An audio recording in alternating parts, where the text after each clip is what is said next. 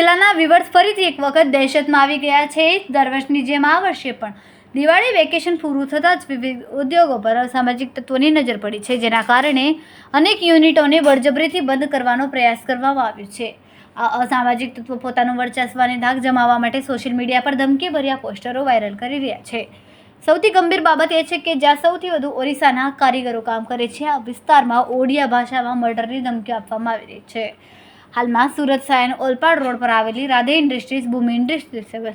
SL industries સહિત 25-30 જેટલી યુનિટોને આ અસામાજિક તત્વોએ બાંધમાં લીધી છે। આ તત્વોએ યુનિટોની બહાર પહોંચીને કામકાજ બંધ કરવા માટે સીધું દબાણ કર્યું। યુનિટની બહાર કેટલા સામાજિક તત્વો પહોંચી જાય છે અને યુનિટ બંધ કરવા માટે દબાણ કરે છે,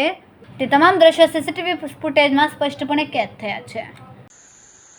વંદે માતરમ સુરતના વિવિંગ ઉદ્યોગને છેલ્લા ઘણા વર્ષોથી દિવાળીનું વેકેશન પૂરું થાય અને તરત જ અસામાજિક તત્વો લુખ્ખાઓ સક્રિય થતા હોય છે। સુરતના વિવિંગ ઉદ્યોગને બાનમાં લેવાનું કામ જે લુખ્ખાઓ કરે છે,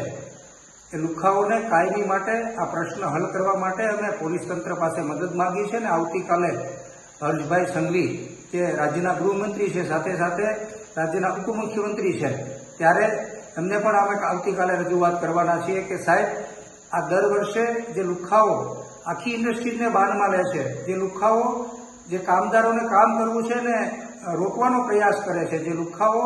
માત્ર હાથ પગ ભાંગી નાખવાનું નહીં, પરંતુ જો કામ પર જશો તો તમારું મર્ડર કરી દેવામાં આવશે, મારી નાખવાનું આવશે, એવા પોસ્ટરો સોશિયલ મીડિયામાં અને